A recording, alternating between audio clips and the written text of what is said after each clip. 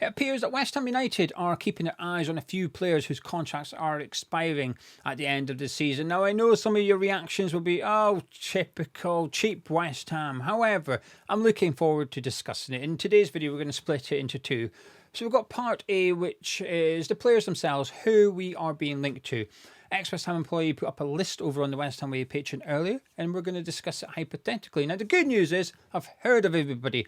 Some I'm more familiar with than others, but I've heard of every single player ExWHUEmployee linked us to earlier on today, and that's a start when it comes to transfer rumours, because sometimes that's not always the case. See Krupi. And then we've got part B, which is the situation. I hope this is true. Not necessarily the players we're after, but the fact that we are monitoring the free agent market. I'll discuss why. I think it's important, and I think it's good news. I hope it's true. Anyway, before we get into it, if you're new to the Hammers Chat channel, please do subscribe. And if you're not sure if you're new, please do check. 1/3 of you watching this is not subscribed to the channel, so we could decrease that statistic in today's video. That would be good. A little favour I request from you, but also please do drop a like on the video as well by clicking the thumbs up. Let's do the players first of all. That's the juicier part before we get into my opinion part of it. Jonathan David is the big name, it's the big headline, because ExWHUEmployee said we've met up with his agent already to discuss the possibility of him joining our club in the summer. I've still not watched him play. We've been linked to him for years now, haven't we? It feels like 3-4 years we've been linked to Jonathan David now. And we're linked to him in the January transfer window. And not only were we linked to him in the January transfer window, we were linked to him when Lopetegui was the head coach, and we were linked to him when Graham Potter was the head coach. We're also linked to him when David Moyes was the manager of West Ham as well. But because I've been reluctant to believe the rumour, I've not spent time going and watching him. But I can see from afar that he's got 12 league goals this season. Still just 20. I feel like he's been 25 years old since we were first linked to him. But he's 25 years old. And there's a lot of people whose opinion I respect when it comes to football like him a lot and think he'd be a really good striker for West Ham. And based off of that, I'm okay with that. But what I'm also okay with is a guy that's regularly scored goals in top flight being free. I'm a fan of that. Now, it's seen as a bit of an ambitious move, and ExWHUEmployee does stress that the club don't expect this to happen, but they're putting the feelers out there just to see if it's possible. And it's the right thing to do, because we've got nothing to lose. We're not wasting time. The transfer window is not open. We're not wasting time chasing players that don't want to come to us. Well, we might be doing that, but when you do it in January or you do it late July into August, you're doing it while also hindering the possibility of trying to sign other players. But at the minute, it's a bit of a free hit, really. You can spend as long as you want trying to persuade Jonathan David and a couple of other names that we're going to discuss. And if they say no at the end of February and March, you've not really missed out, because you can't go sign another striker until the summer anyway. So I think it's good to try and persuade these players. Now, I understand a lot of people expect Jonathan David to join a Champions League club. He's going to dine at the elite European table this summer if he wants to. But even though I've got maybe a way to display a lack of knowledge here, what I will say is that come the 1st of January, clubs can negotiate with him. So if Arsenal wanted him, they could make a contract offer to him on the 1st of January and get that pre-contract signed there and then. We're now into the second half of February. We're now closer to March than we are January. So there's been a month and a half where clubs could have got him signed up for free already, and he's still not committed to anybody. So I do think it becomes, perhaps naively, maybe a little bit more realistic than it was a month ago to sign Jonathan David. Doesn't mean I think it'll happen, nor do I think it's realistic. But I don't mind the club making, even if it is an ambitious move, I'm all for it. There's a lot of talk about how West Ham are a bit skint at the minute. We've seen the tweet about the season tickets, but one thing's factual. Danny Ings is paid over £100,000 a week. And another thing that's factual, Danny Ings' contract expires this summer. So we're going to be freeing up a really large wage packet in the summer. So there is money there to offer Jonathan David. I appreciate he'll want a lot of that for the sign-on fee. I assume he will, and his agent will. Understand, but even if you were to give him 6 million, which is a lot to give one person to as a sign-on fee, but without the transfer fee, it still feels like a bit of a bargain. So do I believe it? I believe him. Maybe put the feelers out. Do I think we'll get him? No. But I'm okay with this one. I'm okay with them trying. We're linked to his teammate as well. We were in the January transfer window, and this is the one that the transfer rumour I stayed away from in January because I didn't really believe in. That's Angel Gomes. It was reported that he was close to signing. It was reported that we wanted him. He was ambitious. As we say, we don't really know the truth. I guess you could argue we sort of know the truth now because a month later and he still hasn't signed for us. But he's another one being linked to. Beck's just stressed that was seen as a really ambitious move. Don't know loads about him. Only seen him in an England shirt, and even that's few and far between. I liked what he's saying, but I would need to know more. Jonathan David, everybody that I read suggests a good signing. With Gomez, there's a couple of people that put me off a bit, saying he's a fantastic player, but he wouldn't suit how he fit under Potter. However, that's other people's opinions. So if you're watching this and you've got a strong opinion about either of those two players, let me know in the comments below, because I'm kind of relying on you. Right, got a few more players to get to. Before we do, just want to point you in direction of today's video sponsors, which is Stocks FC, where you can make your own purchases, where you can purchase stocks in your players. So West Ham are trying to bring in their players. You could bring in yours to make a difference as well. And as promised, I'm going to show you a little bit of Stocks FC. So before I do that, I'll just tell you about the offer in case I forget. You can get involved in Stocks FC by scanning the QR code, which is here, or the link in the description below, or the pinned comments. 3 ways of signing up. It's important to use our way, like that, because if you sign up from Hamish Chat, you will get 5 players on loan for 1 month for free. If you were to go into Google and sign up, you get 2 players on loan for free for 1 month. So you get extra players. So join up through Hamish Chat. So what is Stocks FC? It's where you can purchase players and you get paid out by real time. So if they do well in games, they make team of the week, for example, you get paid out in dividends. But I'm going to quickly show you a little bit of the platform here. So I've got up on the screen now. These are just the players in alphabetical order you can get involved in. Don't know why Ben Johnson at the top. A is obviously part of his second name. Don't even know what that word would be. But anyway, you can see here, these are the players that's available. You can see how much it would cost you to purchase a stock in that player and also what you can sell it for. If we were to just put an order by rewards payout from top to bottom, you got Salah at the very top there. So Stocks FC have paid out £42,000 in rewards to Mo Salah. Owners, Bruno Fernandes next, Bernardo Silva, Rodri. If you do it per stock as well, slightly different. You got Kyle Walker at the top there, followed by Chris Wood, who is having an incredible season in fairness. But I just want to quickly show you this, which is the initial player offering, because I'm going to get involved in this week. We've got Spence of Tottenham. We've also got Christensen of Leicester and Marmoush of Man City. So I'm interested in the Spence one, and I'm also interested in the Marmoush one. As you can see there, you can see what the price will be. 29 pence per stock and 68 pence per stock for Marmoush. There's 5,000 stocks available of Spence. You can see here 5,000 been sold. Any stocks that have not been sold, when the sale ends, they will be destroyed. So say 2,500 stocks of Spence get sold, the other 2,500 stocks get destroyed. So the only way you can obtain stocks in Spence post-sale is by purchasing them from another user on Stocks FC, and it's the same for Marmoush. Now there is 15,000 stocks available for Marmoush, but again, any unsold will be destroyed. So I'll be picking up them. Just very quickly, I'll show you. This is my portfolio really quickly. You can see there, Liam Delap's my best player so far. So I've had 16 pence rewards for him, but at the minute he's at 17. You can't see that part.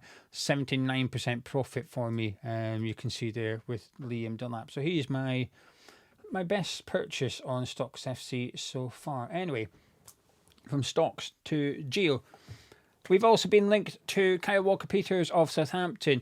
Now, I'm going to add in Ola Aina as well. That's 2 players. Now, X has separated him a little bit by Walker-Peters as someone we'd be interested in, but Aina is someone we've been linked to previously. He didn't say we're trying to get him now, but we've been linked to him in the past, so that's where the link comes in. With Walker-Peters and Aina, maybe I'm waiting to become unpopular. Those that just subscribe might unsubscribe at this point.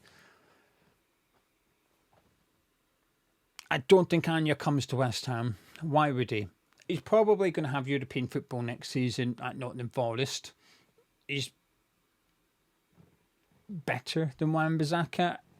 That's my honest opinion. This season, Anya has been much better than Wan-Bissaka as a right back in the Premier League. And I appreciate, listen, when people say Wan-Bissaka is the best right back in the league, I think, no, I can't subscribe to that.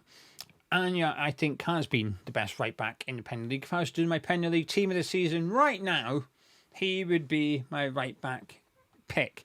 No, it's not to say he'll be better next season, but right now, Anya, I think he's been unbelievable for them. A huge part of the reason they've been so successful this season. I expect him to stay at the City ground. I'd be surprised if they weren't bending over backwards to get him to sign a new deal. And I don't know why he would leave. He's their first choice right back week in, week out, and he's performing really well. And the future looks, short-term future at Nottingham Forest anyway, looks good. I just don't see him coming to West Ham, and I don't think he should come to West Ham. He's better off where he is. And he's almost too good for West Ham in the sense that if we were to bring him in, then we'd have him in Wan-Bissaka.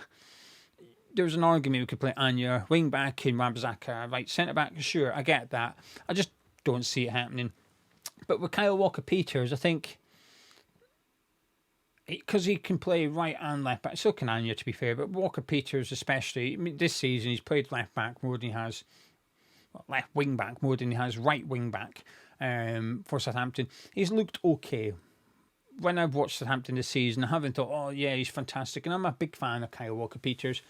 But what he did look last season was one of the best players in the Championship, and I do think he's a Premier League level player. I do. So if we could get Kyle Walker-Peters this summer for free, I think that's a huge yes for me. It would replace Soufal and or Creswell. You could make an argument if you really wanted to that he sort of replaces both of them, because he can play right wing back and left wing back very, very comfortably. So Kyle Walker-Peters, that's the first name that we've discussed so far. I think realistic. Well, I say I'd love to see it. I would love to see Jonathan David, but in the balance of could it happen, Walker-Peters, yes, please, get him to West Ham. If we can get him signed up in the summer on a free transfer, I think it's an absolute no-brainer. Now, another player that ExWHUEmployee linked us to was Napoli goalkeeper Alex Meret. Now, this is where it's come in handy, isn't it? Been watching a bit of Napoli this season, and they were I watched them the other night, though, against Udinese, and Scott McTominay with a goal, of course, and not the only one, though. There was other goals, but he scored. And by the way, that goal for Udinese in that game was ridiculous. He side-footed it. Just look. I don't know how to describe it. Do you remember the game Score Hero on the app you got on your phone? I haven't played it for years. I assume it still exists, but you had to draw where you want the ball to go, the path of the ball, and it would do it. It was a bit like someone had scored with Score Hero, the way it went into back of net. You're going to have to look it up now just to see it with your own eyes. But anyway, when I was watching it, they were discussing how they think he's going to sign a new contract with Napoli. Spent over 20 million on him a few years ago, and he's looked okay when I've seen him, but I can't say I've watched him and thought he looks like a top goalkeeper. I'm not saying he's not. What I'm saying is I've not seen enough of him, but 27, 28-year-old goalkeeper at Napoli is someone that X has linked us to. Now, similar to Anya, he also said Josh Brownhill, Will Hughes and Callum Wilson, but he didn't say we wanted them. I must stress that, because one of my friends texted me going, have you seen we're in for these players, blah, blah, blah. He didn't say we're in for these players. He said we've been linked to these players in the past and their contracts are expiring. That's all he said. He didn't say we wanted Will Hughes, Callum Wilson, or Josh Brownhill. He was just, you get the point. Most people get the point, but some people don't. Will Hughes has actually been really good for Crystal Palace this season. He's been such a steady performer, 7 out of 10 every game, and he's not the best player in the world. He's not the best central midfielder. Wharton is, but he's been injured for the majority of it. Hughes is in contention to be their player of the year when the fans come to vote for it at the end of the season. Not sure he'll win it, but he'll be up there. a bit like Anya, I think I'd be surprised they don't offer him a new contract, and I'll be surprised if he doesn't stay. He's got a good gig at Crystal Palace, so it's not to dismiss his talent. And as much as I think we should be looking in the free agent market, there are some players that I'd be a bit disappointed we brought them in because it would feel unambitious. I think Walker-Peters is a clever signing. Others like Josh Brownhill would be a bit. Just say it doesn't scream someone that's going to come in and improve the starting 11. Like I said, Walker-Peters I think would come in and compete for places, but when he's on the bench, he's someone that you could bring on and you wouldn't mind seeing him play. With some of these names, not so sure. So Hughes and Brownhill's a no for me. And Callum Wilson is a 100% no. He's been broken all season. He's back now. We must play Newcastle sometimes. Oh, wait, we do. How do you know? Because Callum Wilson's fit again. That's how you know when West Ham are away to play Newcastle United. But again, it's just an absolute no. But like I said, X didn't say we wanted those players, just that we've been linked to them in the past. Anyway, part 2 of the video. I've just noticed I've been speaking for 16 minutes. I'm going to have to do it now. I'm tired. It's going to be a 20-odd minute. We'll keep it. I'll do it tomorrow. That's the transfer rumour part of it, because I've probably got a good 5-10 minute discussion ahead of me, and I don't want to keep you all evening. Anyway, I'm going to shut up and love you. Those are the names we've been linked to. And good news, though. Daniel Cummings had his medical yesterday. So the Celtic striker has agreed a deal with West Ham, and he's had his medical. So all being well, later tonight, tomorrow, hopefully we'll get a bit of an announcement that he signed a pre-contract with West Ham, and then it's up to Celtic and West Ham to argue about the compensation due for his trading compensation / cross-border compensation. That's up to the clubs to sort out. But it looks like, I would say Mark Noble's going to go get his man. Don't know who identified him. Don't know. We know Mark Noble's in charge of the negotiations, but who actually thinks he's a good enough player to come down? I've seen him described as, I've seen an article on the website a different day. West Ham to sign Celtic wonder kid. It might have even been gone. I hope it wasn't gone. So I've dropped him in it. But someone described him as a wonder kid, and I feel that's a lot of pressure on a young lad. And I think wonder kid means you're a special, unique talent. Hopefully he makes it, and he's done incredibly well for Celtic B team. But a bit like Guilherme. High hopes, but very low expectations for him, because West Ham need to get his development right. We've seen with Guilherme, we got that wrong. We've got it badly wrong. He's not playing for the under-21s. He's not playing for the first team. We didn't put him out on loan. So with Cummings and Josh Landers, can we please have a strong development plan in place so that he can become a better player at West Ham United and get into the first team, something you couldn't do at Celtic Park. Anyway, I am off ski. I might be back tomorrow discussing the free agent market, but I'll be doing my podcast with Frankie as well. So if you've got any questions for the podcast tomorrow, leave them in the comments of this video, and I'll have a little look before we record, and we'll get through them.